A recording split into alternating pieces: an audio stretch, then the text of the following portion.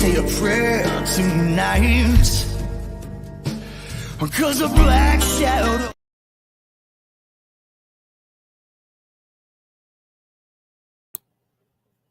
Good morning, my crime family.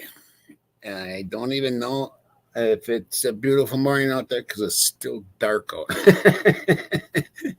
But it was a rainy and cold day yesterday. The wind was blustery.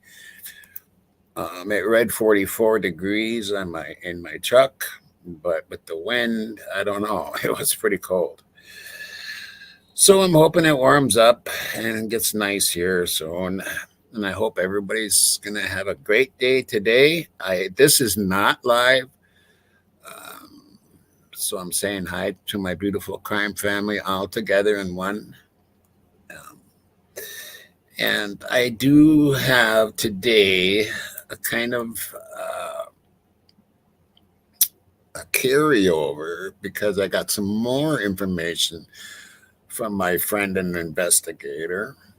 Like, I don't want to name. She said it.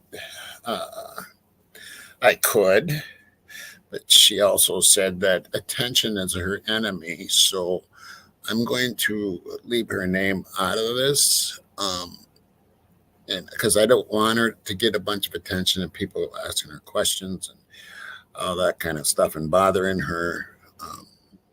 She's a very good investigator, and I just want to keep it that way. But I thank her very much for everything she does. So anyway, I do want to read you the email that I got. I can't show you it for a couple different reasons, not just her name, but because of some other names and addresses that she sent. So let me read what she sent because it is quite interesting. Okay. This might be nothing, but I found a Larry. Okay, I'm just going to say the name today because it isn't. I'm just going to do it. All right. This might be nothing, but I found a Larry Sanchez Rodriguez that lives only 5 miles from the Goncalves family in Rathdrum, Idaho. I don't know how she came up with the 5 miles, but she's probably right. But the way the addresses look,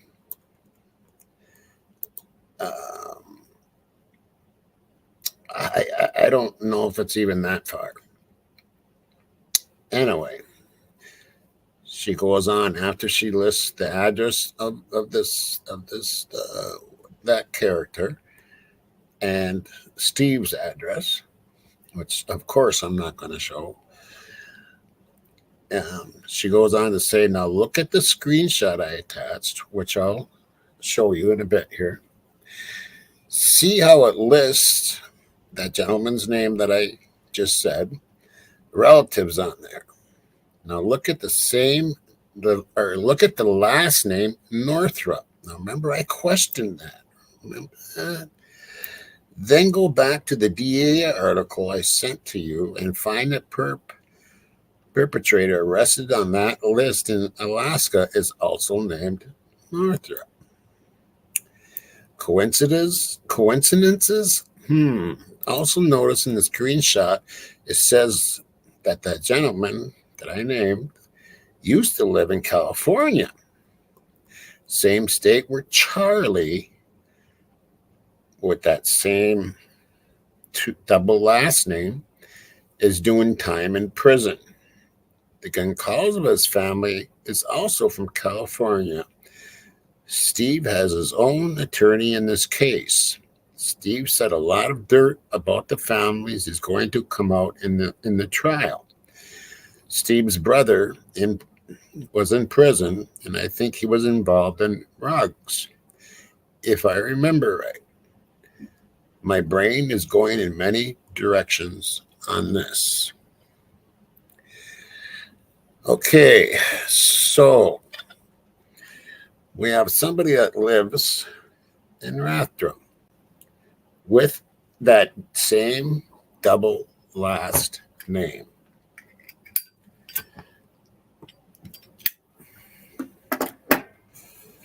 And you heard in the screenshot I'm going to show you, and that guy used to live in California, same state where that Charlie is doing time in prison. And you know that there's, that they come up through San Diego, I'm sure, and whatever. Now I'm going to show you.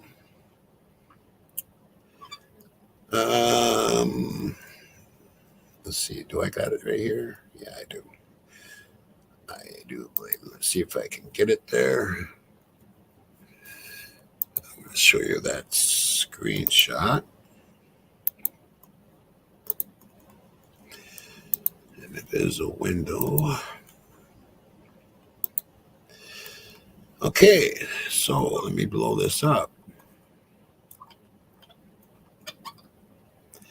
As you can see, oops, right there, and it is the double name. It just says that this way here, and then there's the bathroom. Okay. Other addresses: Hayden, Idaho, Sacramento, California, Rancho Cordova, California. Relatives: Jacqueline R, Stephen M S, Michael A.S., Darlene Renee Northrop. Now, I said something about that before. Another thing that is a little strange, and I'm going to stop sharing that.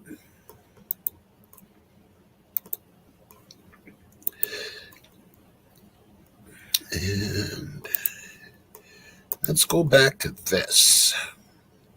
This is the DEA website, and we know we read this yesterday. Okay, we read this yesterday. Anybody that's out there that was here yesterday knows this. So I'm not going to read that again. But we're going to go down to these names because here's Ashley Northrop. Now, I think I remembered that name yesterday. I think I'll have to look back, but I thought that rang a bell to me anyway, as it was. But this one I missed, and someone pointed it out to me in the comments. A couple people did. Look at that name. Desiree Green. So now we got Northrop and we got Green. And maybe you'll notice, maybe you'll see other names that I'm missing. Like I missed that one. Like I missed Green. I can't believe I did, but I did.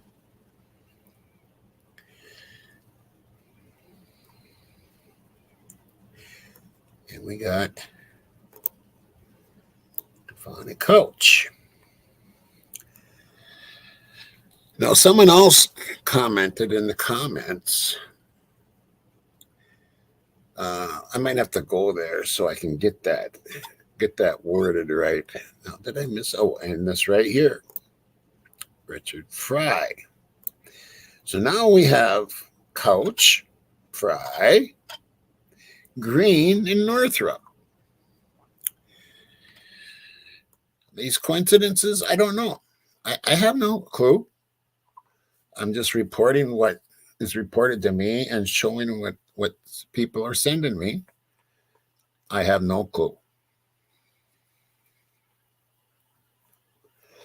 I have no clue. Now, what do I want to do here? I do want to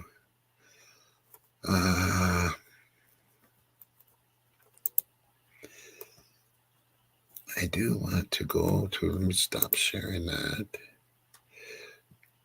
And I think I'm going to want to go.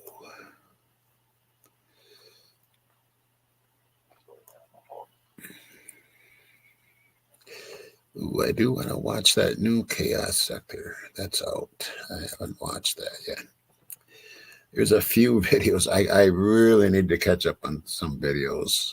Like way behind. Okay. But I want to go.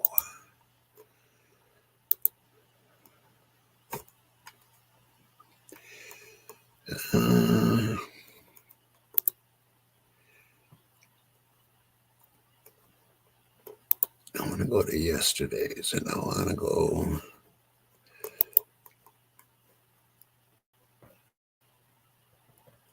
Okay. Oh, sometimes it takes so long to load. Okay. Now let me see if I can find this here.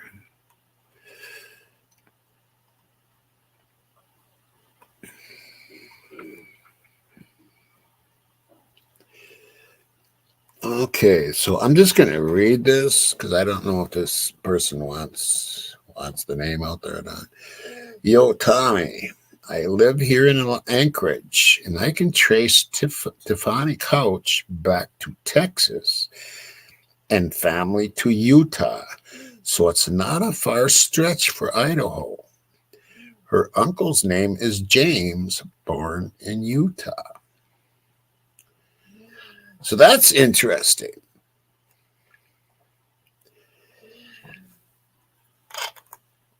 I think this stuff needs to be looked at even further. And I think I'm going to have to end up, paying out a little bit of cash to find out a little more about this stuff because it's just a little too interesting.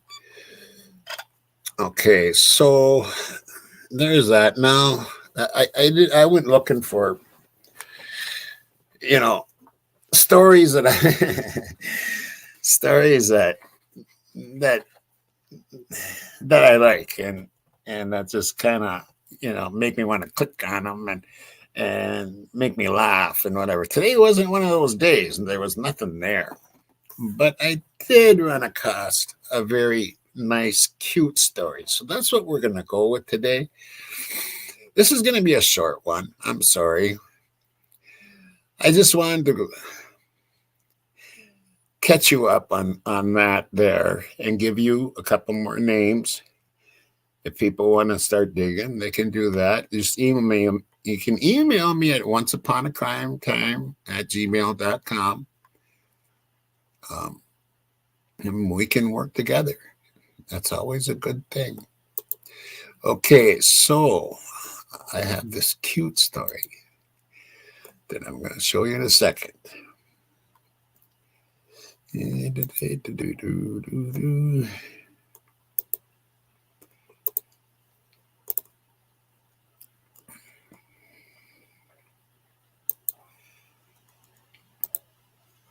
Okay, so Detroit. A dog missing in California since the summer turned up more than 2,000 miles away in suburban Detroit. Police in Harbor Woods responded to a call about a stray dog last week, picked up the terrier mix, and contacted an animal welfare group. The Grassy Point Animal Adoption Society said it quickly discovered that the dog named Mishka had an identity chip implanted in her with information about her owners. Murad Human said his family live in San Diego, but were planning to travel to Minnesota when the call came in. He landed there and then drove 10 hours to Michigan for a reunion with Mishka, the adoption group said on a Facebook post with pictures and video. This is a tale that Hollywood would love to tell, the group said. Mishka had wandered away from Human's workplace and out of the garage in July and never returned. Her caller had the family's phone number. We think it was stolen and then it was sold and ended up in Michigan, said Corrine Martin, director of the Animal Welfare Group.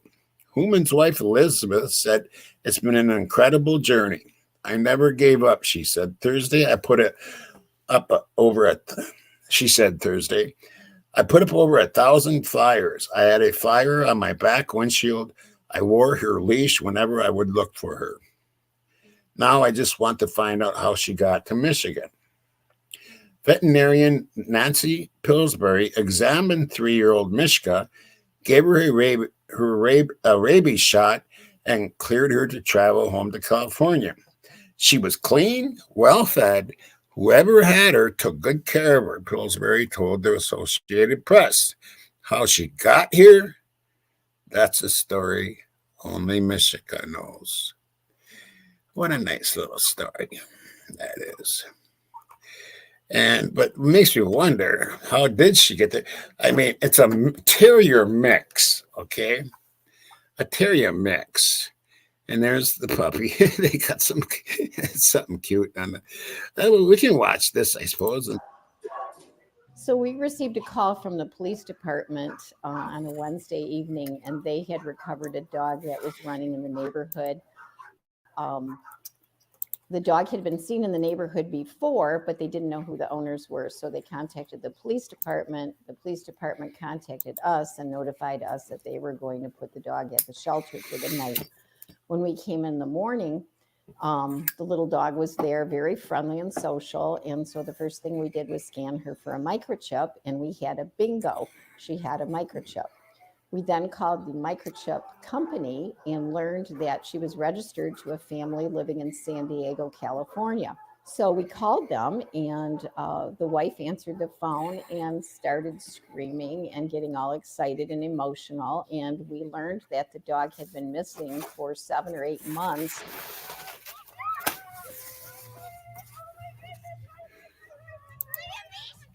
They were coming to Minneapolis for Easter to visit with their family. So they got on a plane that night, flew to Minneapolis, and then Mirad, the father, jumped into a car and drove 10 hours to get to the shelter here, to this very room, to pick up his dog, Mishka. I am the founder of the organization, and it's been in business now for 30 years. And this is the very first time that a microchip owner has ever ended up being out of state and come to get their animal so expediently. It's just remarkable. We know she came in a car. We don't know with who. We don't know how long ago, and we don't know how she ended up in Harper Woods. Only Mishka can tell us that.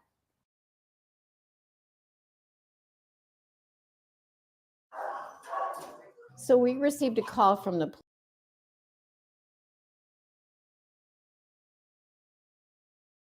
So yeah, what a nice story, huh, for the day. I just don't know, did they take another trip to Minnesota before, or a relative and the dog accidentally get in the car, or did a relative take them to Minnesota and then the dog take off looking for a home and ended up in Michigan? I mean, it's a mix, a terrier mix. To get stolen, maybe. I guess nowadays you just never know. I guess they'll steal anything. I guess, I don't know. We had a dog stolen once, Shiba Inu, full-blooded Shiba Inu too. So that was kind of a bummer. Yeah, doesn't feel good when your pet gets stolen. So that's it. That's a joyful, nice story to end this broadcast, I guess I'll call it. Anyway, I hope you all have a great day. And am I doing something tonight? What is today? Tuesday, Wednesday? I think it's Wednesday, right? Yes, it is Wednesday. I don't know if I've got anything on the books or not. I guess I'll find out. I'm not sure, but I probably will be doing something tonight, I would think. We do have some things in the works, though. I mean, some really cool things. And we're waiting to hear back from some creators about doing some shows together. And there's another series coming up that we had a meeting about last night, and that went really well. And that, I think, is coming out in 2 weeks, I think we decided.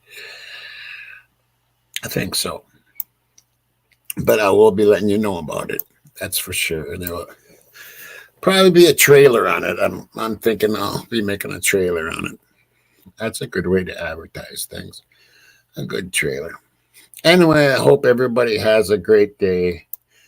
And until next time, rock and roll.